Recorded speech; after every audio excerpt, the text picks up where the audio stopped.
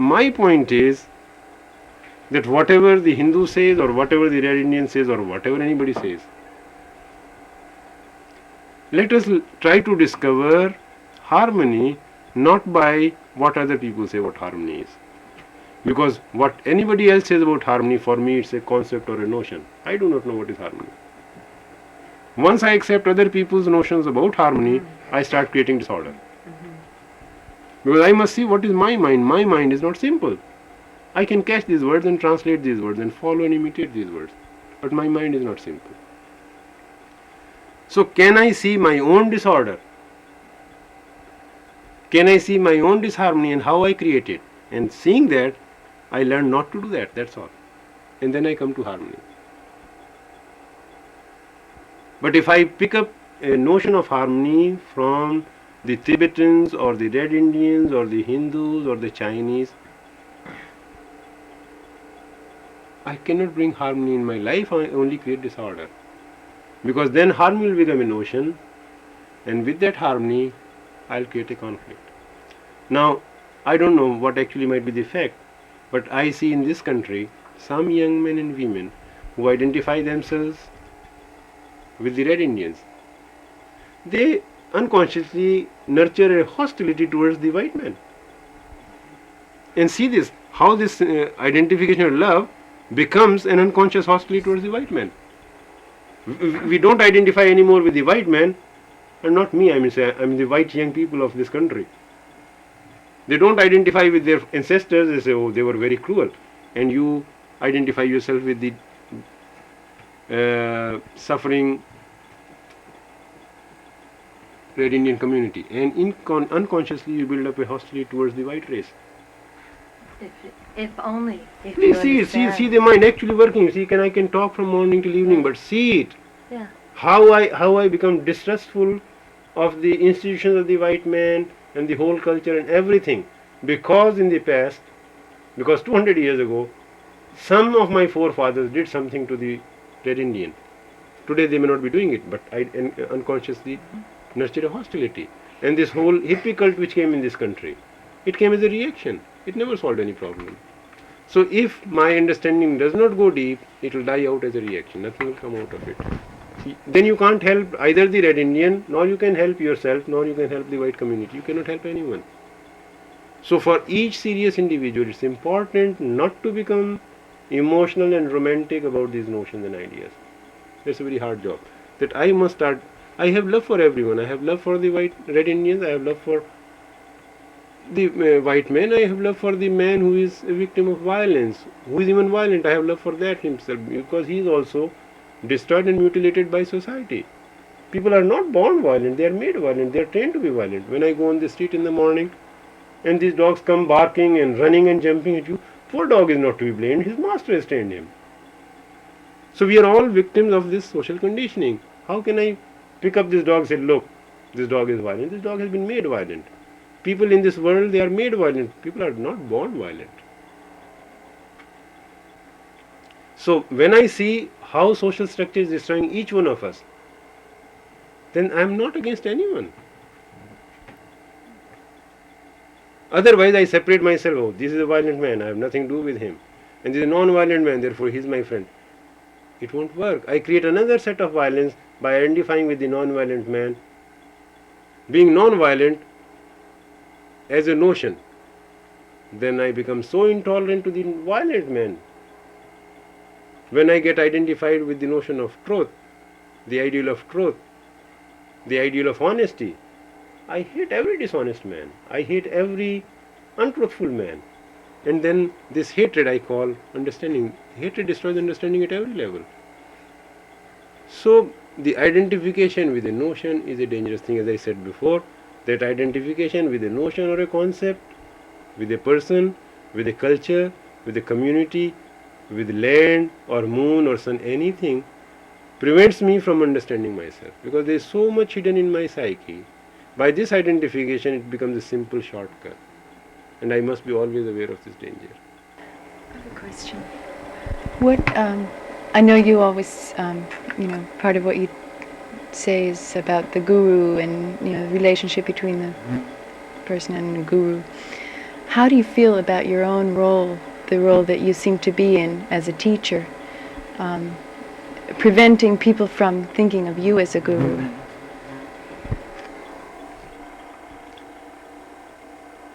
This is a very interesting question.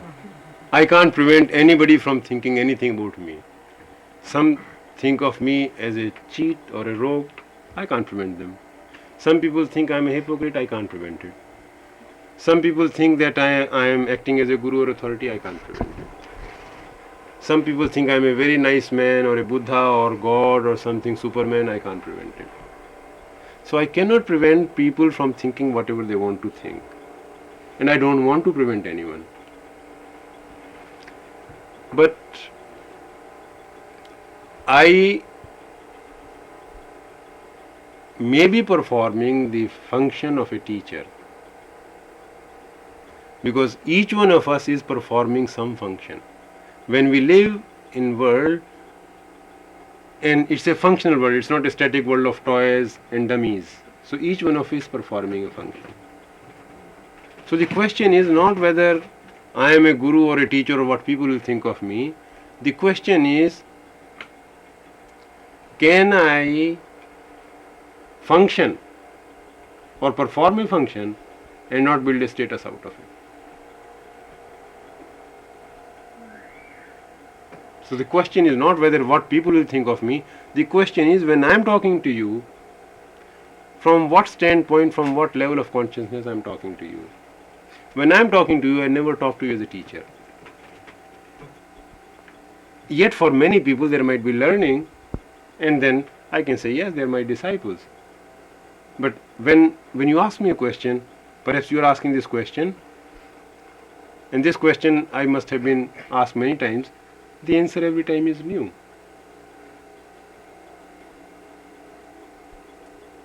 Because I am not talking to you from some collected experience, some system which I have collected. I am not talking from past knowledge. I do use knowledge to some extent in a negative sense. Knowledge in the sense that I learn from my mistakes. I learn from my knowledge that not to make the same mistake which I made before. So knowledge performs that function in my life also. Knowledge is not to be thrown away. Knowledge teaches me not to make the same mistake again and again. But knowledge does not teach me how to deal with the present. It only gives me that much of light or understanding not to repeat the same mistake.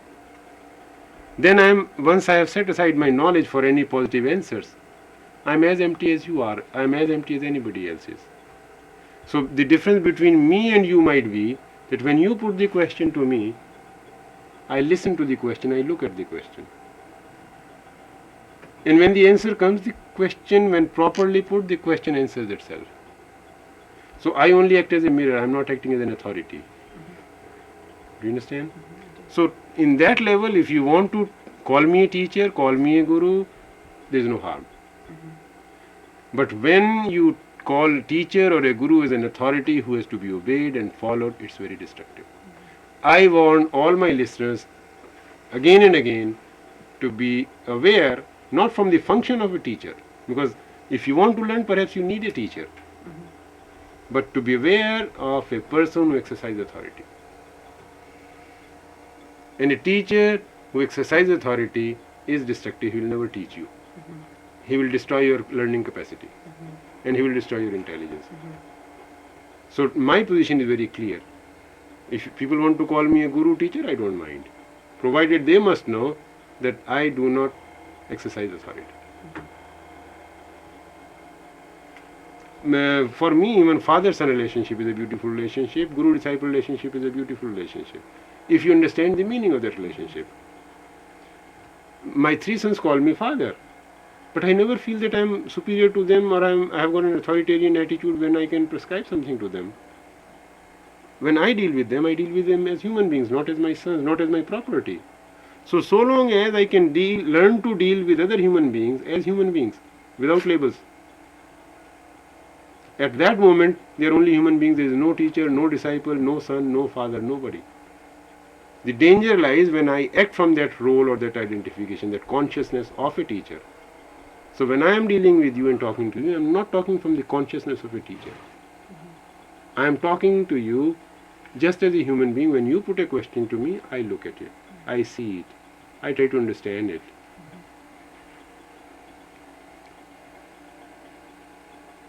Some creates a mistake because I try to look at the question, try to understand the question.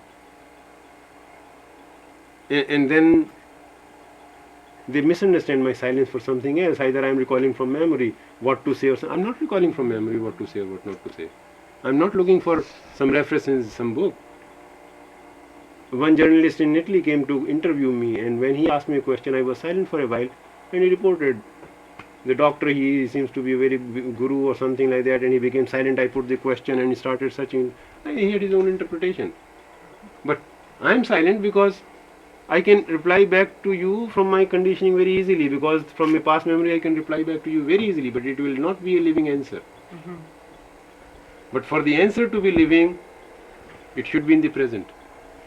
The question should be in the present, which means it should not be an intellectual question, it should be a real question. So I am helping people only to frame a right question, to ask right question. And I don't answer their questions. I answer nobody's question that way. I only make them think.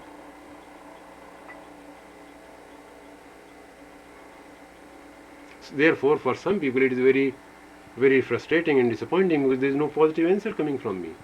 People want positive answers. I seldom give positive answers. But my job would be done if people start asking right questions and start thinking in a proper way. My job is done. And they will only start asking right questions and start thinking when I do not throw my knowledge and my experience on their face. If I say, this is my experience, this is what I know, this is what I understand, it is blocking everybody else. So, to that extent, I think you will find a difference between me or anybody else who says, follow me. I don't say, follow me. I say, to no one, follow me.